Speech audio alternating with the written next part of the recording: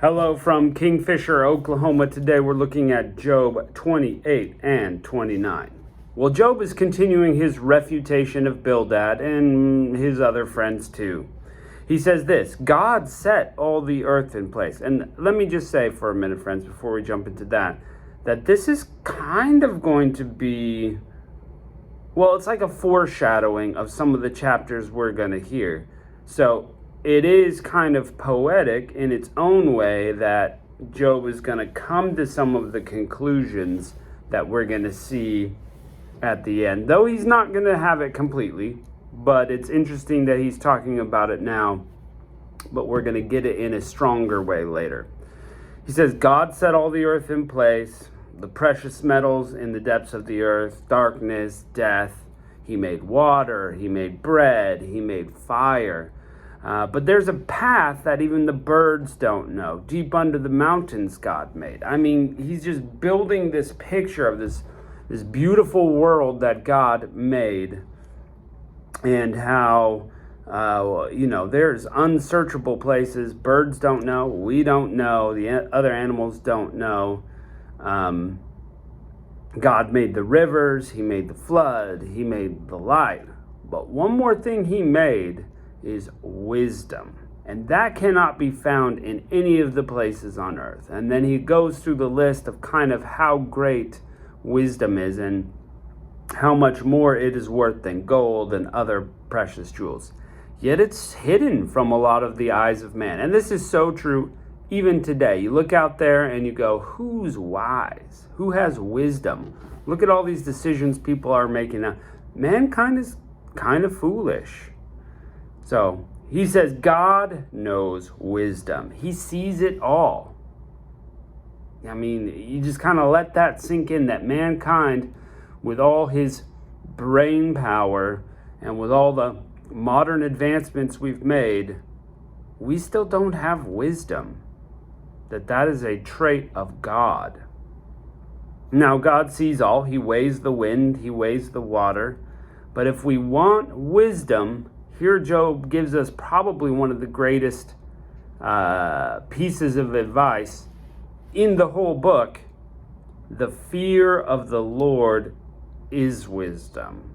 Departing from evil is wisdom. So if you want to be wise, two things you need to do: fear the Lord and depart from evil. And you will be wiser than most. Okay, and fear of the Lord isn't like just be afraid, but to reverence, to put him in awe, obedience is one way that you can show that you fear God. So, especially since we see departing from evil. So it's kind of like a poetic antithesis. If we're departing from evil, then we're going to the good.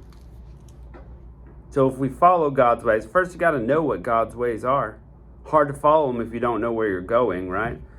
If you're trying to get someplace you don't have a map to and you don't have any idea where to go, it's going to be hard to get there. Depart from evil. You got to know what evil is, and you got to stop doing it. Some people know what evil is, but they want to be happy. They want their own way, so they don't depart from evil. Well, they're not wise. It's like if you had cancer, would you want to do what it takes to get well? Or would you just go, yeah, I know the solution to getting well, but I'm not going to change anything? Chapter 29, Job says he wishes for the days when things were better, when God was with him, when his children were alive. That is heartbreaking. I tell you what. Just to be able to sit and say, I wish I had my children all around me.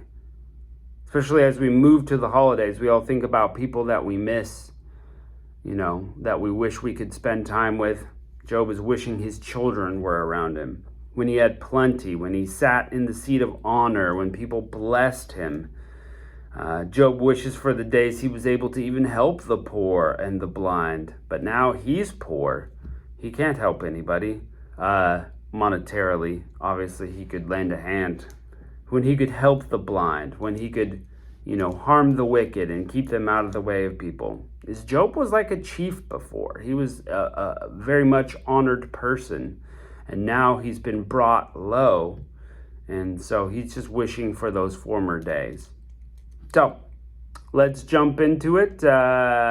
Job chapter 28. Surely there is a vein for the silver and a place for the gold where they find it. Iron is taken out of the earth, and brass is molten out of stone. So he, God, setteth an end to darkness, and searcheth out all perfection, the stones of darkness and the shadow of death. Remember, God knows all these things. He knows where they are. And basically, we're getting to the point where it's going to be talking about that God is the only one that knows where wisdom is. The flood breaketh out from the inhabitant, even the waters forgotten of the foot. They are dried up. They are gone away from men. But as for the earth, out of it cometh bread, and under it is turned up, as it were, fire. The stones of it are place of sapphires, and it hath dust of gold. So, all these things happen, and where do they come from? What does it mean? Where does the water go when it dries up? If you just look at it and it's drying up in front of you, where does it go? Obviously, we understand that God made the cycle of water now, but why does that work? Is there a deeper purpose? Are there things we don't understand about it? And that's true. Science knows quite a lot, but the more we know, the more we find we don't know. And this is Job's point, that we find so much we don't know, but who knows? God knows. And that shows his wisdom is far beyond us. There is a path which no fowl knoweth, which the vulture's eyes have not seen. The lion whelps have not trodden it, nor the fierce lion passed it.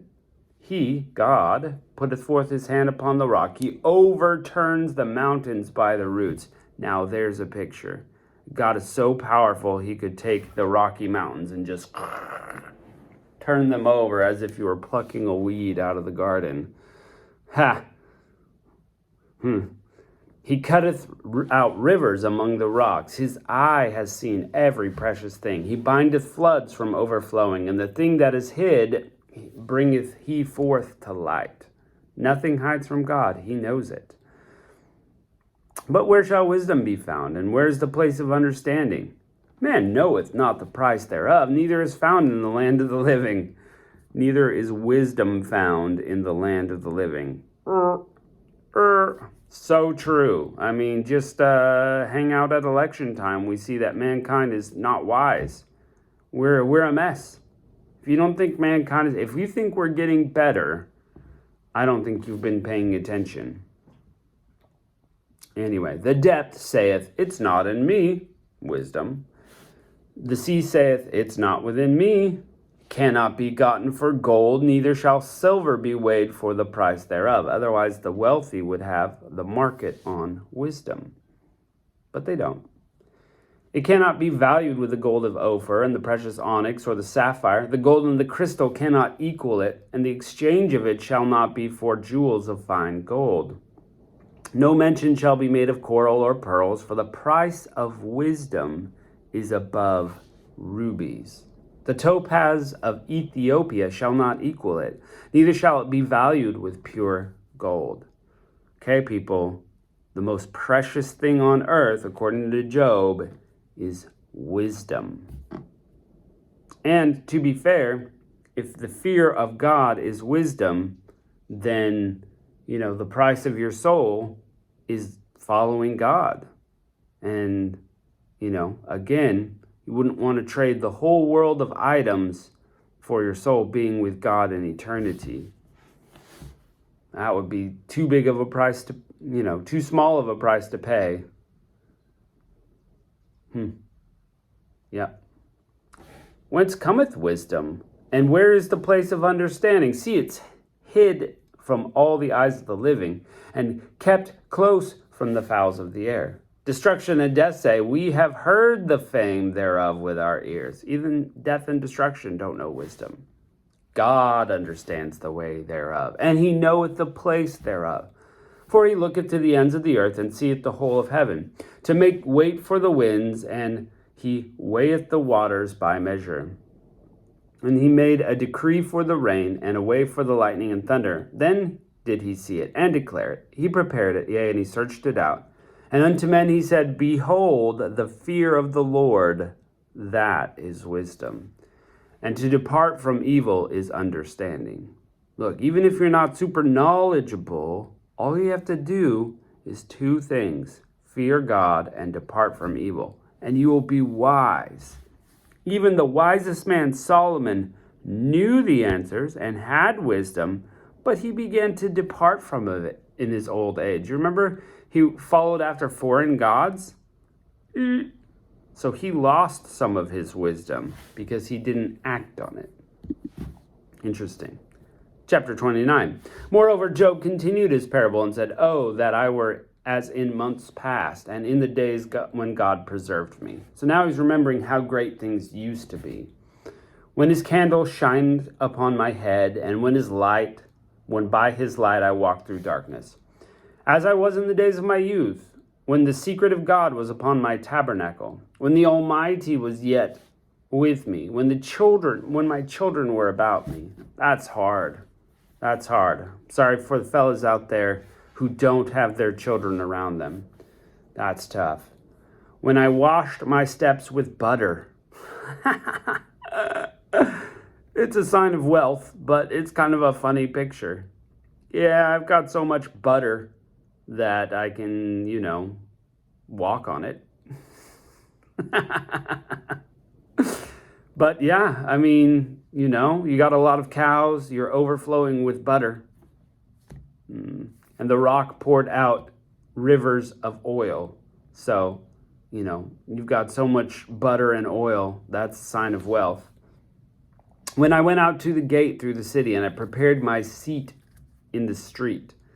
Now, if you are so busy trying to work, you don't have time to sit at the gate and just chat and see how things go. But he's wealthy, so he can go sit at the gate. That was a sign of honor and wealth. Kind of like those guys who retire early. They're so wealthy, they don't have to work. The young men saw me and hid themselves. The aged arose and stood up. The princes refrained talking and laid their hand on their mouth. The nobles held their peace, and their tongue cleaved to the roof of their mouth. Their ear heard me, then it blessed me, and when the eye saw me, it gave witness to me. So he remembered he was very honored among all people.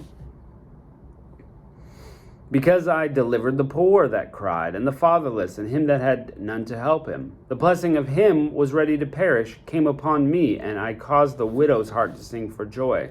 I put on righteousness, and it clothed me. My judgment was as a robe and a diadem. I was eyes to the blind, and feet was I to the lame. I was father to the poor, and the cause which I knew not I searched out. So he helps all the people. He remembered those days when he had the time and the ability to help those people. I break the jaws of the wicked and pluck the spoil out of his teeth. Then I said, I will die in my nest, and I shall multiply my days in the sand. So he fought the wicked, and he just had great things going for him. My root was spread out by the waters, and dew lay all night upon my branch. And his wealth just continued to grow. My glory was fresh in me, and my bow was renewed in my hand. That could be bow. My bow was renewed in my hand. Unto me men gave ear and waited, and kept silence at my counsel. When my words they spake not again, my speech dropped upon them.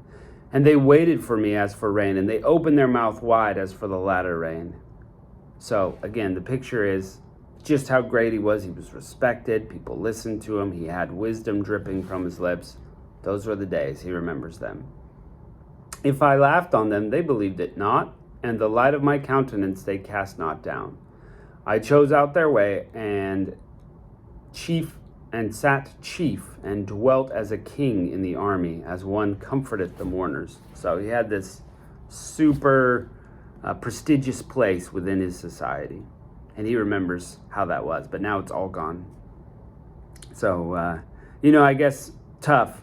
If you've been wealthy, if you've been all those things, and you lose it all, that's got to be tough. I wouldn't know. Well, anyway. So, great chapters. And again, best piece of wisdom. The beginning of wisdom is to fear God and to turn away from evil. If you can do those two things, friend, you will increase in wisdom. Okay, well, seek God out, put evil away from you, and thanks for joining us. We'll catch you next time.